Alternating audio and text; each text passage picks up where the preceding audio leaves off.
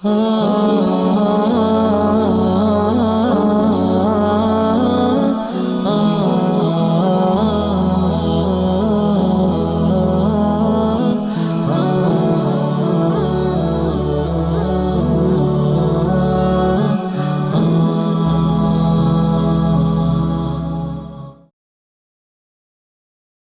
اللہ الرحمن الرحیم۔ شرح ابن عقیل کے پہلے باب خطبہ کے سبق نمبر 4 میں خوش آمدید۔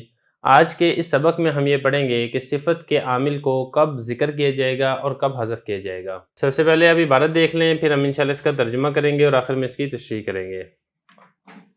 کما ان الاصل انہ اذا قطع النعت عن اتباعہ لمنعوتہ فی اعرابہ ينظر فی الداعی الیہ فإن کان النعت لمدح او ذم وجب حذف العامل وإن كان لغير ذلك جاز حذف العامل وذكره والجملة هنا وهي قوله هو ابن مالك ليست للمدح ولا للذم بل هي للبيان فيجوز ذكر العامل وهو المبتدا وإذا فلا غبار على عبارة الناظم حيث ذكر العامل وهو المبتدا والجملة من المبتدا والخبر لا محل لها من الإعراب معترضة بين القول ومقوله۔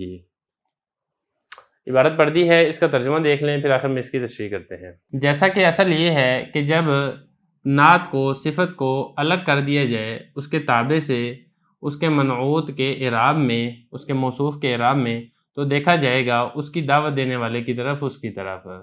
اگر تو صفت ہو تعریف کی یا مذمت کی تو واجب ہے عامل کا حذف کرنا، اور اگر اس کے علاوہ کوئی صفت ہے تو جائز ہے عامل کا حذف کرنا اور اس کو ذکر کرنا۔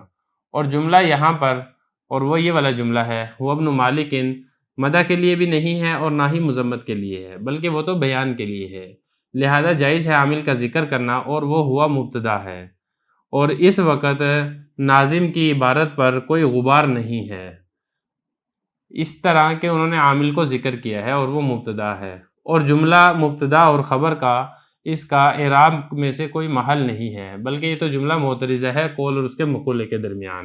عبارت پڑھ دی ہے، ترجمہ کر دیا ہے، اب کرتے ہیں اس کی تشریح کی طرف۔ تشریح سے پہلے اب اس کا ماقبل سے ربط دیکھ لیں، اس کا ماقبل سے ربط کیا ہے۔ سب سے پہلی بات تو یہ ہے کہ جو الف ابن مالک کا پہلا شعر ہے، قال محمد هو ابن مالک احمد ربی اللہ خیر مالک، اس کی تشریح کی جا رہی ہے، اور پچھلے سبق کے اندر ہم نے یہ پڑھا تھا کہ قال فعل تھا، محمد اس کا فاعل تھا، اور ابن مالک اس محمد کی صفت تھی، لیکن ہوا یہ کہ اس صفت کو موصوف سے الگ کر کے اس کو مبتدا کی خبر بنایا گیا تھا۔ کیوں بنایا گیا تھا؟ یہ وجہ ہم پیچھے پڑھ چکے ہیں کہ اگر موصوف ایسا ہو جو صفت کے بغیر ہی واضح ہو تو پھر صفت کو اس موصوف کی صفت بنانا ضروری نہیں ہے، بلکہ آپ اس کو اس سے الگ کر کے بھی ذکر کر سکتے ہیں۔ تو یہ تو پہلے سبق کے اندر گزر چکی تھی بات۔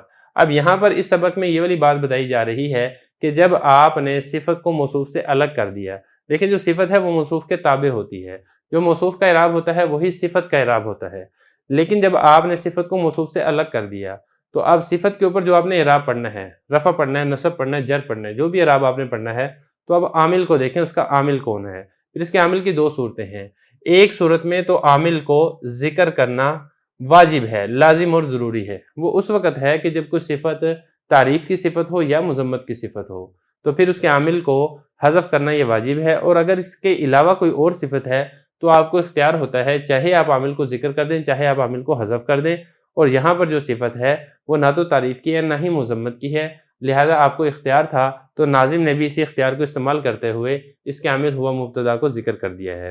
عبارت کو دیکھ لیتے ہیں، پھر اس کو مزید حل کر لیں گے۔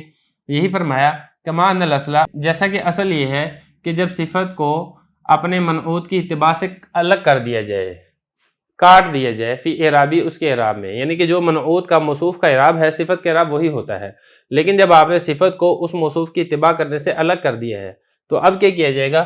ينظر فی الداعی الیہ، دیکھا جائے گا اس کی دعوت دینے والے کی طرف، یعنی اس کے اوپر جو اعراب آپ پڑھ رہے ہیں اس اعراب کو دعوت دینے والا کون ہے، مطلب اس کا عامل کون ہے۔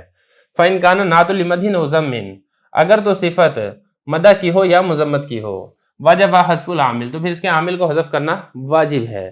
وَإِنْ كَانَ لِغَيْرِ ذَلِكَ، اور اگر جو صفت ہے وہ نہ تو مذمت کی ہے اور نہ ہی مدح کی ہے، تو پھر کیا مسئلہ ہے؟ پھر جاز حذف العامل وذکرہ، تو عامل کا حذف کرنا بھی جائز ہے اور عامل کا ذکر کرنا بھی جائز ہے۔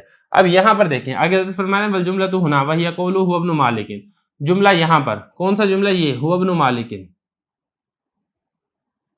اب یہاں پہ جو ابن مالک ہے یہ محمد کی تعریف کرنے کے لیے نہیں آ رہا، یا یہ محمد کی مذمت کرنے کے لیے نہیں آ رہا، بلکہ یہاں پر یہ جملہ ابن مالک اس محمد کی وضاحت اور بیان کرنے کے لیے آ رہا ہے، اس کی مزید توضیح کے لیے آ رہا ہے۔ تو خلاصہ یہ کہ صفت نہ تو مذمت کے لیے ہے نہ ہی مدح کے لیے۔ جب مذمت اور مدح کے لیے نہیں ہے تو عامل کو آپ ذکر بھی کر سکتے ہیں اور حذف بھی کر سکتے ہیں، تو لہذا حضرت نے بھی یہی کیا کہ ہوا جو عامل تھا اس کو ذکر کر دیا۔ یہی فرما رہے ہیں کہ یہاں پہ صفت ابن مالک مدح کے لیے نہیں ہے اور نہ ہی مذمت کے لیے ہے، بلکہ وہ تو بیان یعنی وضاحت کے لیے ہے، لہذا عامل کو ذکر کرنا بھی جائز ہے۔ کون سا عامل؟ وہ ہوا ہے جو کہ یہاں پر ہم نے مبتدا بنایا تھا، یہ ہوا۔ وَإِذًا فَلَا غُبَارَ عَلَىٰ عِبَارَةِ النَّاظِمِ، اس وقت ناظم کی عبارت پر کوئی غبار نہیں ہے، کوئی اشکال نہیں ہے۔ ناظم کون؟ جنہوں نے نظم لکھی ہے، اشعار لکھے ہیں، الفیہ ابن مالک، حضرت ابن مالک جنہوں نے الفیہ لکھے، اس سے ناظم سے مراد وہ ہیں۔ حیث ذکر العامل، اس طرح کہ انہوں نے عامل کو ذکر کیا۔ کون سا عامل ہے؟ یہ ہوا مبتدا عامل کو ذکر کیا ہے، وہ ہوا مبتدا ہے۔ یہاں تک یہ مسئلہ کلیئر ہو گیا۔ تو اس سبق کے اندر ہم نے کیا پڑھا؟ اس سبق میں ہم نے یہ پڑھا کہ صفت اگر مذمت کے لیے یا تعریف کے لیے ہے تو پھر عامل کو حذف کرنا واجب ہے، اگر اس کے علاوہ کے لیے ہے تو آپ عامل کو ذکر اور حذف دونوں کر سکتے ہیں۔ یہاں پر ابن مالک نہ مذمت کے لیے ہے نہ ہی تعریف کے لیے ہے، اس لیے حضرت نے ہوا مبتدا کو ذکر کر دیا ہے، عامل کو ذکر کر دیا ہے۔ یہ ایک مسئلہ تھا۔ ایک مسئلہ یہاں پر اور ہے، آگے حضرت دوسرا مسئلہ یہ بتا رہے ہیں کہ یہ جو پورا پہلا جملہ ہے قال محمد هو ابن مالک احمد ربی اللہ خیر مالک، یہ قول اور مقولہ ہے۔ قال محمد یہ قول ہے، اور اس قول کا مقولہ کیا ہے؟ وہ یہ ہے احمد ربی اللہ خیر مالک، یہ اس قول کا مقولہ ہے۔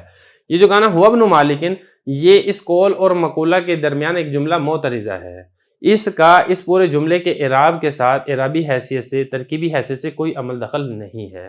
اس کی جب آپ ترکیب کریں گے تو ترکیبی آپ الگ کریں گے، اس کا آپ اعراب پڑھیں گے تو اعرابی آپ الگ پڑھیں گے۔ یہی فرمایا والجملۃ من المبتدأ والخبر، یہ جو جملہ ہے ہوا مبتدا ابن مالک اس مبتدا کی خبر، لا محل لها من الاعراب، اس کا اس پورے جملے کے اعراب سے کوئی محل نہیں ہے، کوئی گنجائش اور کوئی جگہ نہیں ہے۔ معترضۃ بین القول و مقولہ، یہ تو ایک جملہ معترضہ ہے قول اور مقولے کے درمیان۔ قول یہ ہے قال محمد، مقولہ یہ ہے احمد ربی اللہ خیر مالک، یہ اس مقولہ ہے۔ اس قول اور مقولے کے درمیان یہ ایک جملہ معترضہ ہے جس کا اپنا الگ مستقل اعراب ہے۔ یہاں تک اس پورے شعر کا پہلا حصہ مکمل ہو گیا ہے، احمد ربی اللہ خیر مالک۔ یہ جو دوسرا حصہ ہے وہ ہم انشاءاللہ اگلے سبق کے اندر پڑھیں گے۔